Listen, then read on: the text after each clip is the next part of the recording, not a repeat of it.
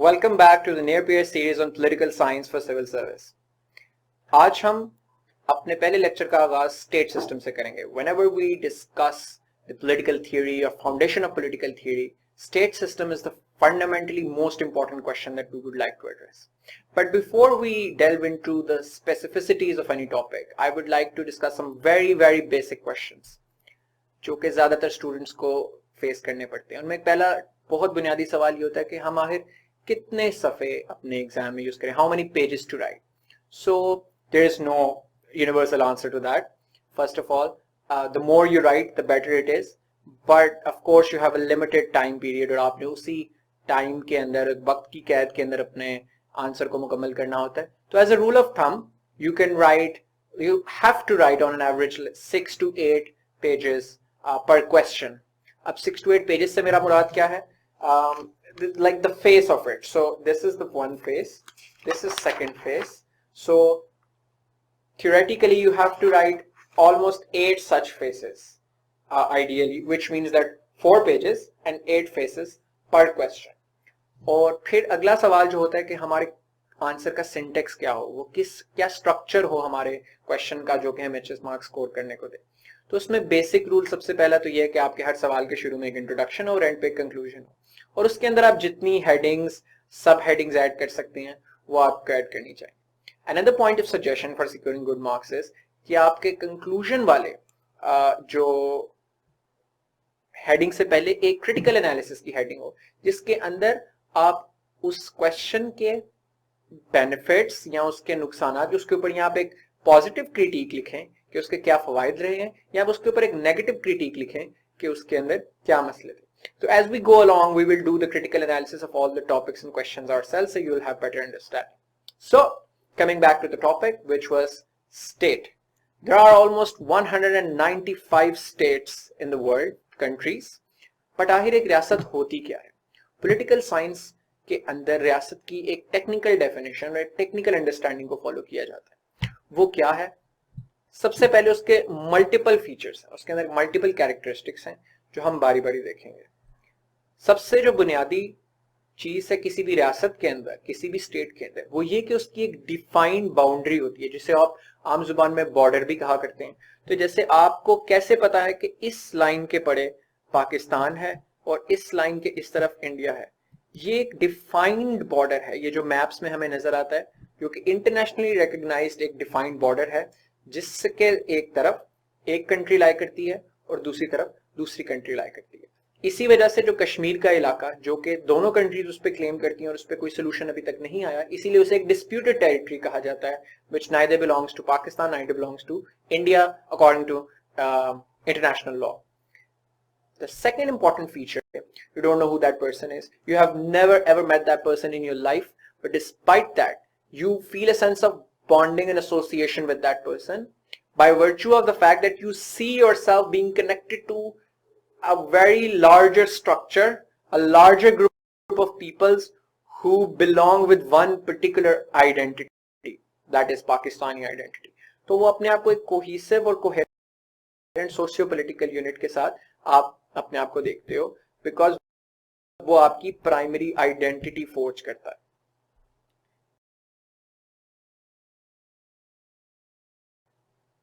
The next is कि, और ये सबसे गालिबन इंपॉर्टेंट हिस्सा है किसी भी नेशन का. नेशन स्टेट्स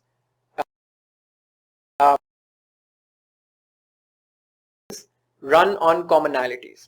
उनके दरमियान कुछ ना कुछ कॉमन होना चाहिए, एक कॉमन थ्रेड होता है जो जो जो ऐसा समाजी धागा होता है जो पूरी की पूरी कौम को बाइंड करता है.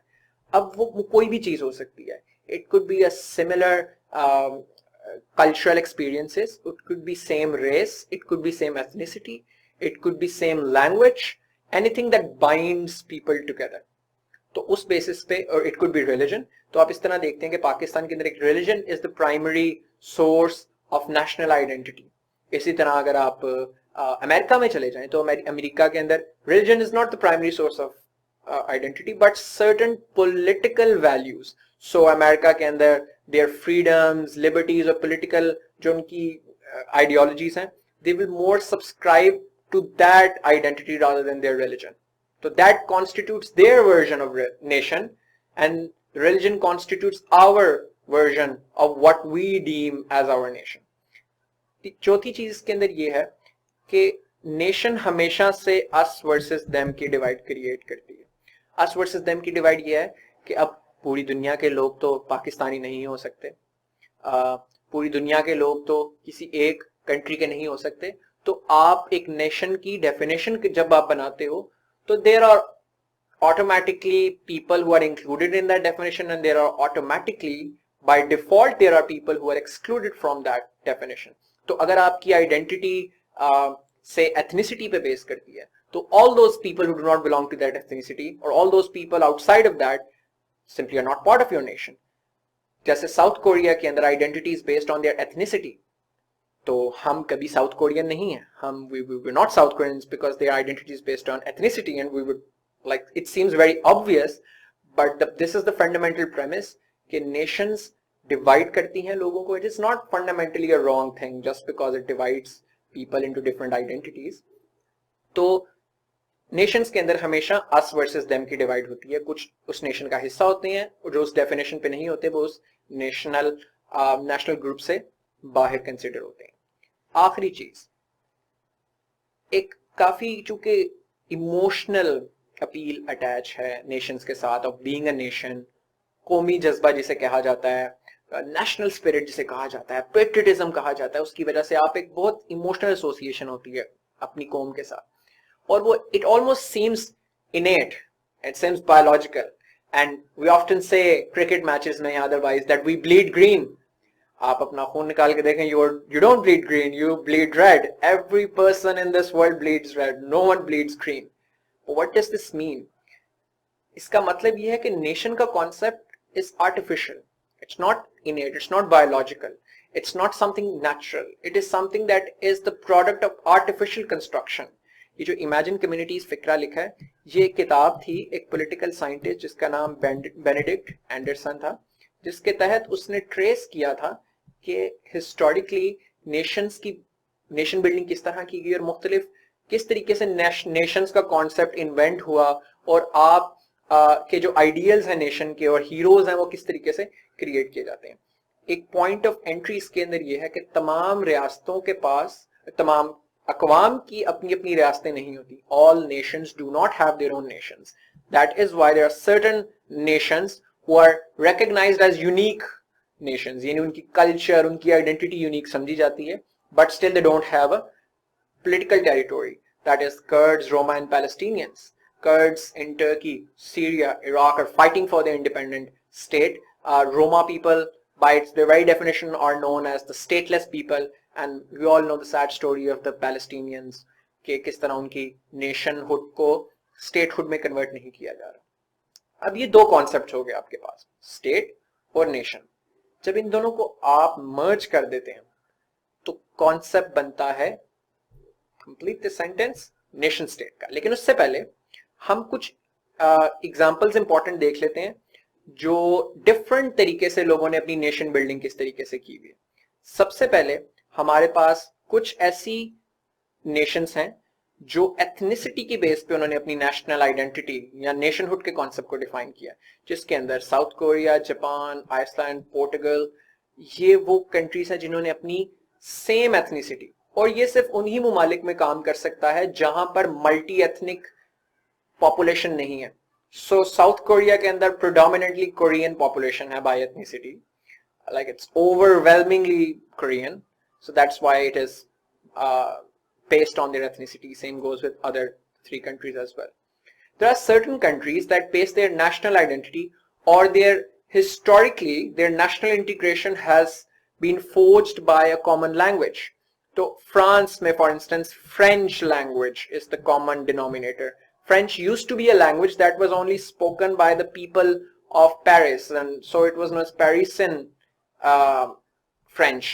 और ये आहिस्ता आहिस्ता पूरे फ्रेंच टेरिटोरीज के अंदर लोगों ने बोलना शुरू की. तो this was the only common railing point between different people living in the area that is now called French. उसके ऊपर उनकी फिर एक कॉमन नेशनल आइडेंटिटी फोर्ज हुई.